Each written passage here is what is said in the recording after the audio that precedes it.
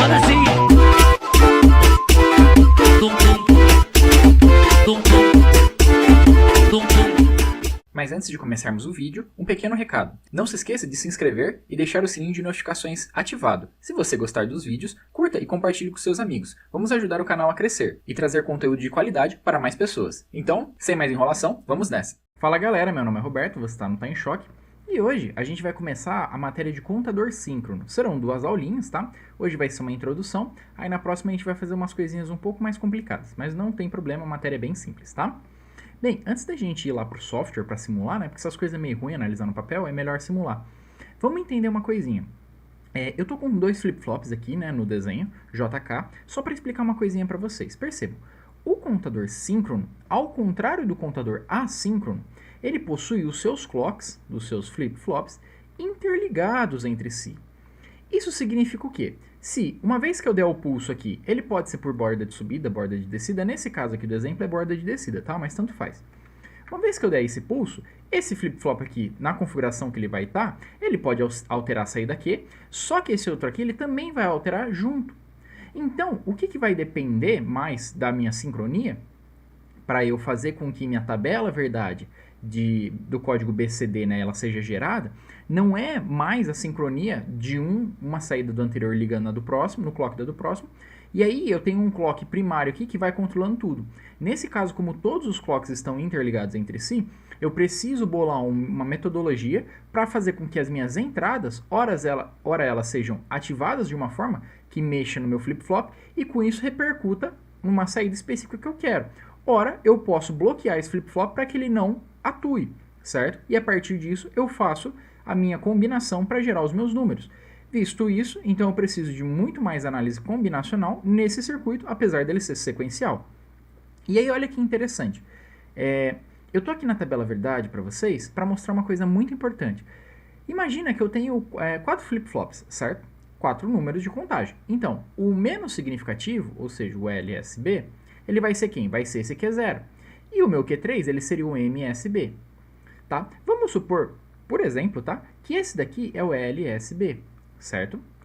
E aí, nesse caso aqui, a gente só está fazendo com 2, mas logo eu vou no software mostrar para mais casos para você com mais flip-flops. Acontece, o LSB, ele é sempre o que varia. Então, no primeiro pulso de clock, ou seja, o pulso 0, o meu Q, que é a saída desse meu flip-flop, vai estar em 0. Depois, eu dou o próximo pulso. Uma vez que eu dei o próximo pulso, o que acontece? Ele vai para 1, ou seja, ele comutou de 0 para 1. Depois eu dei outro pulso, certo? Meu segundo pulso, ele foi de 1 para 0. Se ele foi de 1 para 0, o que aconteceu? Quer dizer que ele está na configuração toggle, é a primeira coisa que a gente pode perceber. Então, se ele está na configuração toggle, já que cada pulso de clock ele está alterando o estado dele, certo? Vou representar por esse vermelho aqui, ó, interconectando as entradas dele e ligando no positivo. Essa é a primeira característica do nosso contador síncrono. O primeiro flip-flop, que é do menos significativo, ele sempre está ligado com as entradas deles, curto-circuitadas, ligando ao pino positivo, de tensão positiva do meu sistema, que vai indicar a nível lógico alto, tá? É o pino de alimentação, ali pode ser 5 volts, por exemplo, pode ser 12 volts, depende da alimentação do seu sistema, tá? Beleza, isso é a primeira observação. A segunda observação que é o seguinte, olha só, o meu Q0, que é o menos significativo, estava em 0, foi para 1. Depois que ele estava em 1, ele voltou para 0 no próximo pulso de clock, só que o meu Q1, que é o próximo, que seria nesse caso esse flip-flop aqui, ele acionou, ele foi para nível lógico alto.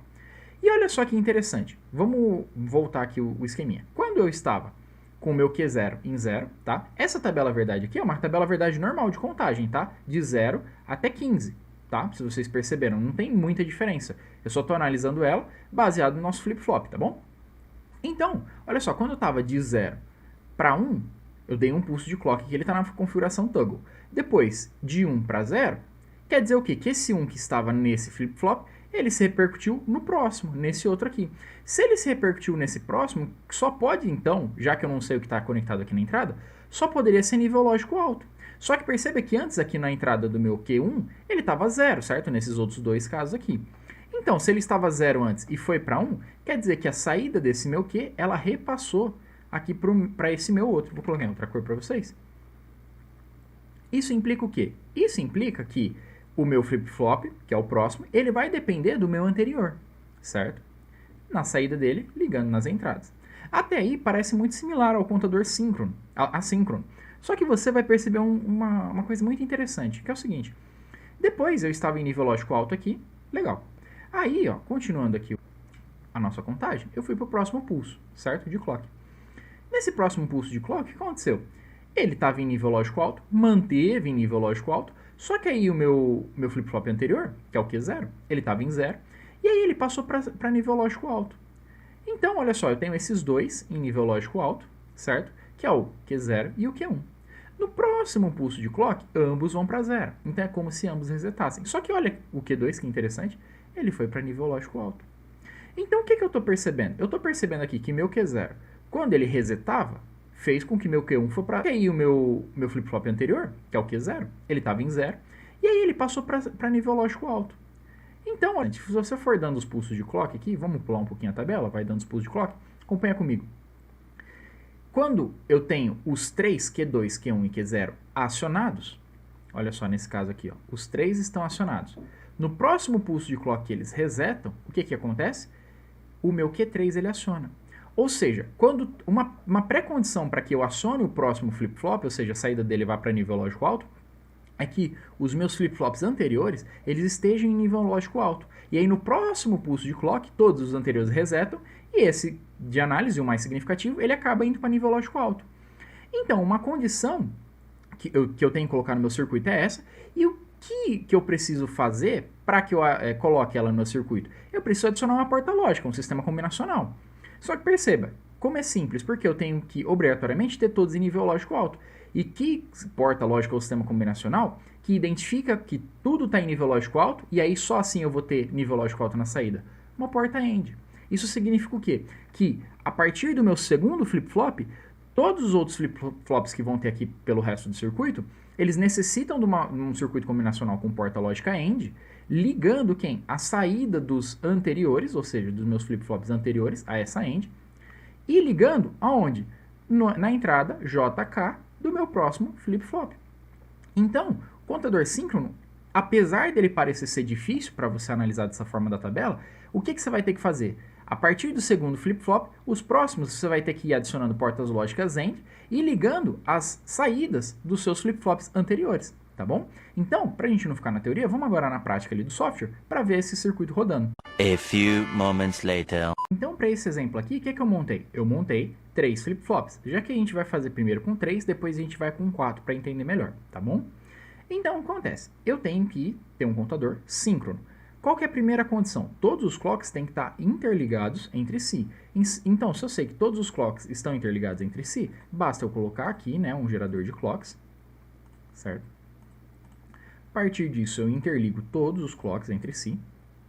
Depois, outra coisa que eu sei que meu J e meu K, eles obrigatoriamente vão estar na configuração de toggle, ou seja, curto-circuitados entre si, só que ao contrário do contador assíncrono, em que a saída de um ia ligando na entrada do outro e todos eles estavam já ligados no VCC, ou seja, na energia, no que vai gerar o seu nível lógico alto, nesse caso não. Nesse caso, apenas o primeiro vai estar assim nessa configuração, certo? Porque ele vai ser o primeiro que vai ficar variando, então um pulso de clock vai para 1, um pulso de clock vai para 0 na saída, porque ele está sempre no modo toggle.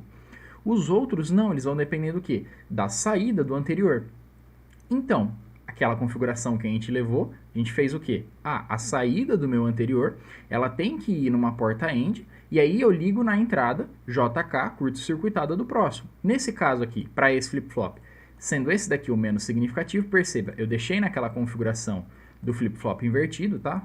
Só antes de prosseguir a explicação, se eu pegar ele de fábrica aqui no software, vai vir assim, ó, nessa configuração.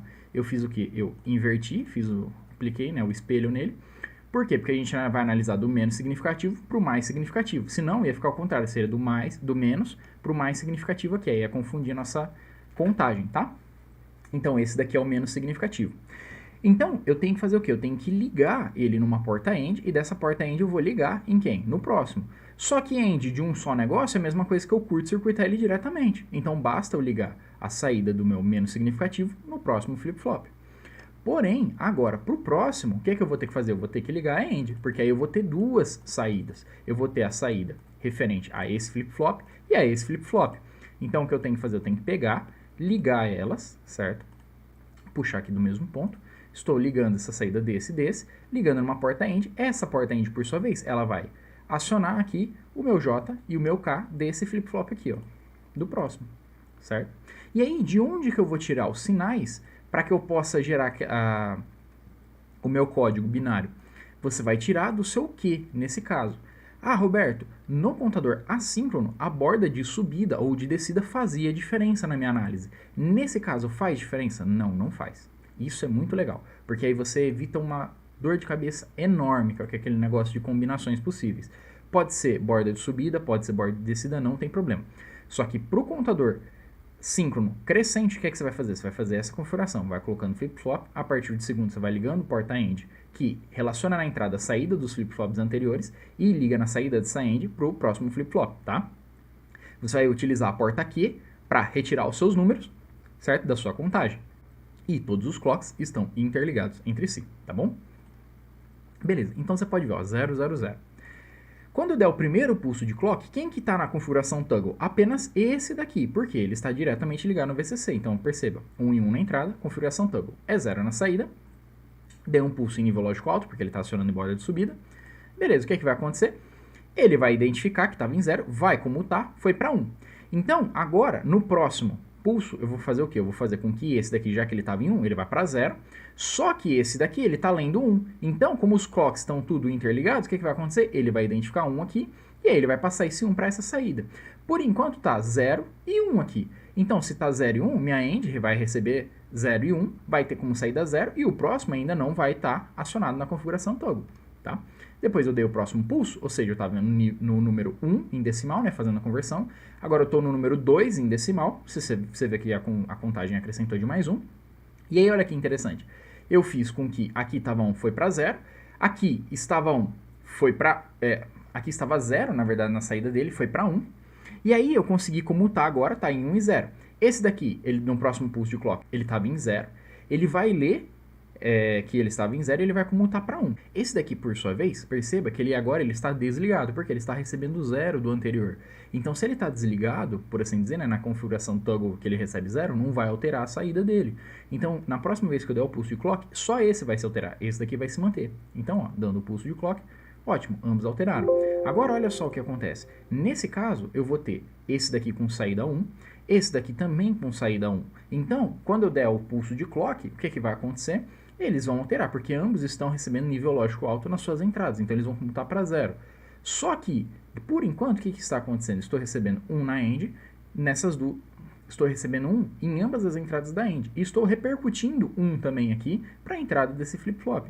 Então eu dou um pulso de clock, o que é que vai acontecer?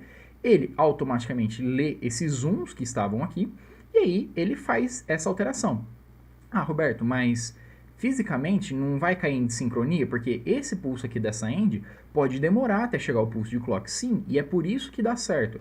Por quê?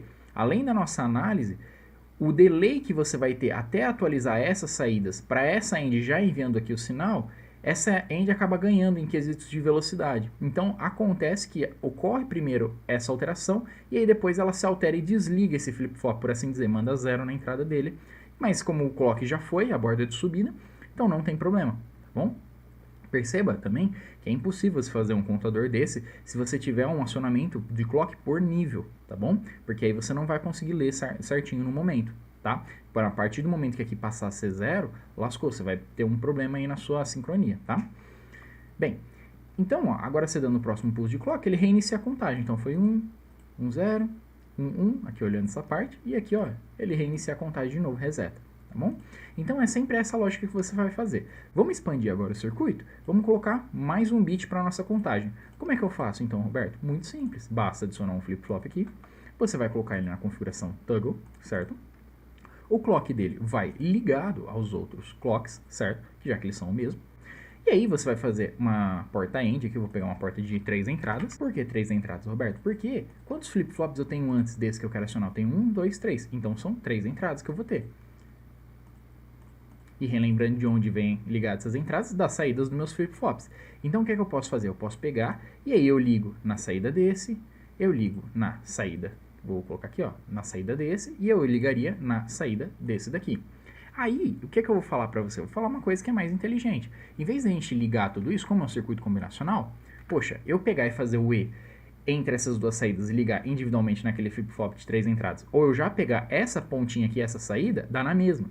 Então eu posso utilizar uma porta lógica apenas de 2 entradas, que fisicamente ela é apenas uma porta lógica, né? A de 3 entradas, na verdade, elas são 2 portas lógicas de 2 entradas, ligando em cascata. Então você economiza componente aí.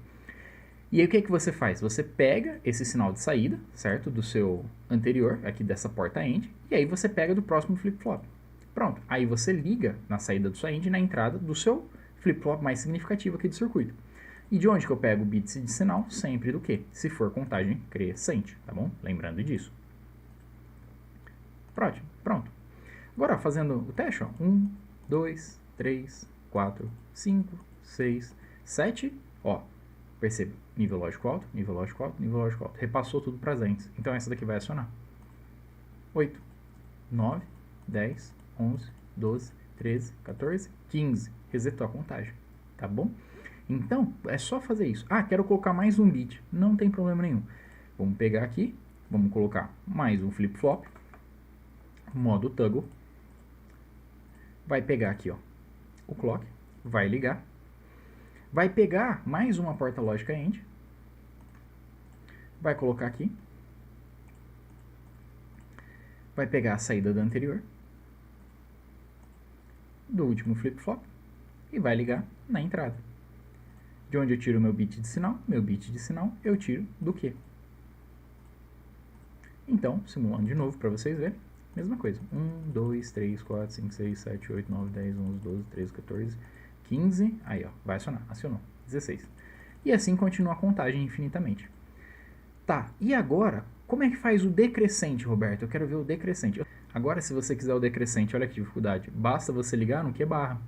Então, olha só, o crescente você faz a mesma configuração, ligando sempre as portas AND, sempre, mesma configuração.